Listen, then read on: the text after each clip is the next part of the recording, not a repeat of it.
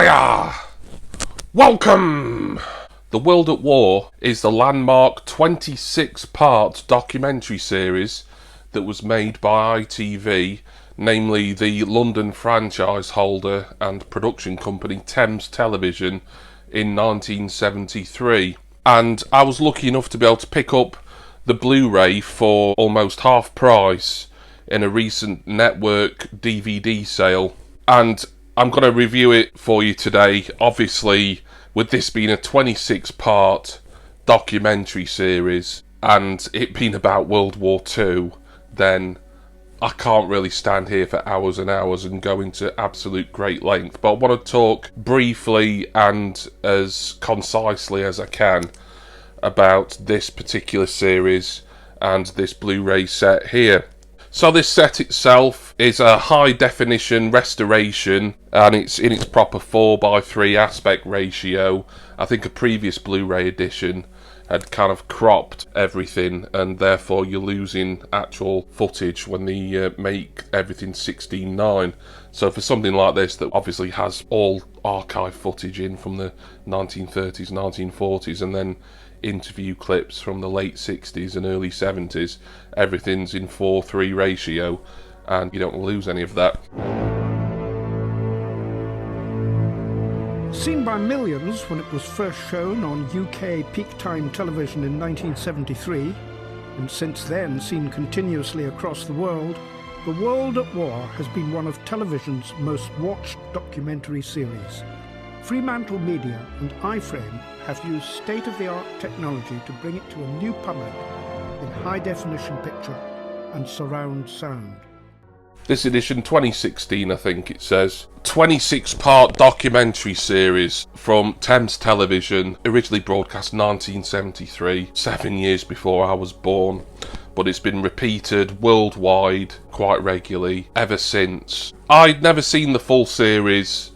I'd only ever seen clips and maybe one or two full episodes, but I really wanted to get this set, and when I was able to get it with 40% off, I had to have it. I've got a big interest in World War II era history.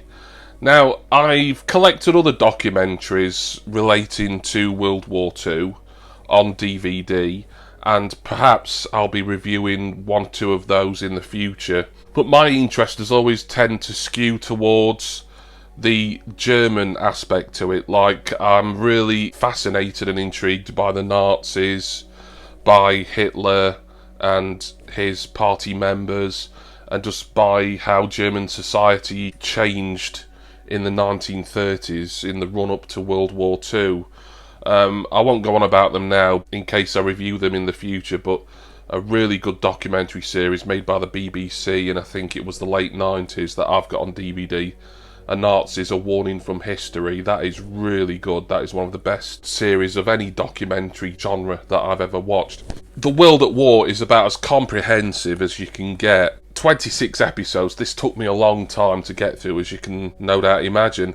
And not only is it the original uncut episodes, all of which are around sort of your 52-minute mark, but it's also got additional episodes that were made either at the time or a bit later on that were not part of the original series but were kind of under the World at War umbrella. For instance, there's a really interesting 2-part kind of mini-series on here made by the World at War team about German life before, during and directly after the war. That was particularly an interesting thing. I'd never seen anything from that before. And another thing that I find really fascinating about the World at War series is the fact that they interview some really kind of high up people in all facets of the war. You've got Japanese military commanders being interviewed. You've got, of course, former politicians, members of parliament and naval commanders from the UK, from the British Army and British politics. And you've got, most fascinating for me personally, certain high-ranking Nazi officials, some of them who probably weren't long out of prison for war crimes when they were interviewed by Thames Television for this series. And the wealth of archive footage, and that was made possible thanks to the cooperation of the Imperial War Museum in this country. but it's absolutely outstanding. The producer of The World at War, Jeremy Isaac, he credited a BBC documentary that came, I think it was either in the late 50s or at some point in the 1960s, The Great War, as being the inspiration for The World at War.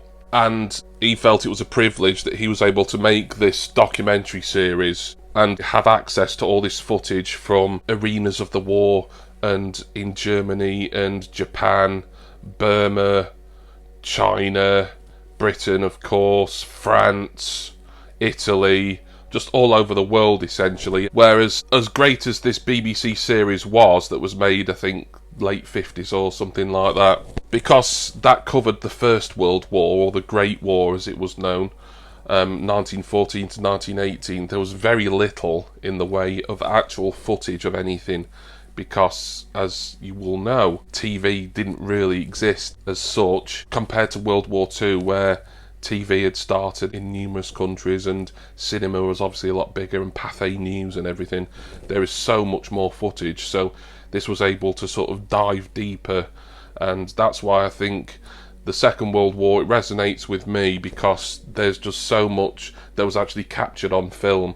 Whereas the First World War, and I'm ashamed to say that I know bits about it, but my interest isn't as high because there's not as much actual first-hand footage and first-hand documentation to see. But The World of War is really a masterpiece in documentary filmmaking. It's long, there's no way you can binge watch it as such, but it has set that kind of precedent for what's come in more recent years. Think about a documentary series like this that's now almost 50 years old, and it was the first kind of global phenomenon documentary series of its ilk, and it's really set the standard. If you think about things that we watch now, it's not really comparable, but something like the Netflix series Tiger King, a true crime documentary series that is spread out over certain episodes, really I think The World at War started that. This was kind of the trendsetter, if you will, the originator of that form of entertainment. And to call this entertainment seems a bit trite, really, because obviously this is covering a really important and bloody and intense period in world history. But it's fascinating. Certain episodes I've got less interest in, simply because it's an area that I don't tend to really get absorbed into. But other things I learnt a lot.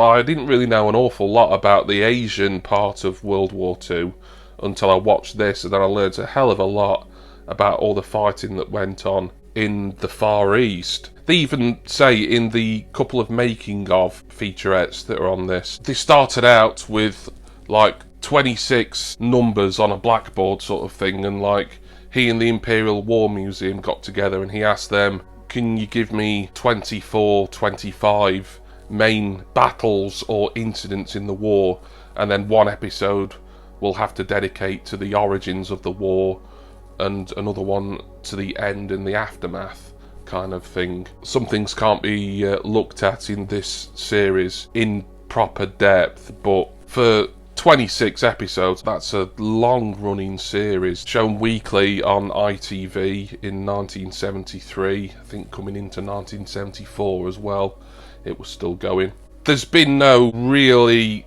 more thorough documentation visually of World War II since, and it doesn't need to be really. This is kind of as definitive as it gets. There's been other documentaries. There's a good one, I had it on DVD some years ago and I believe it's on Netflix currently, World War II in Colour.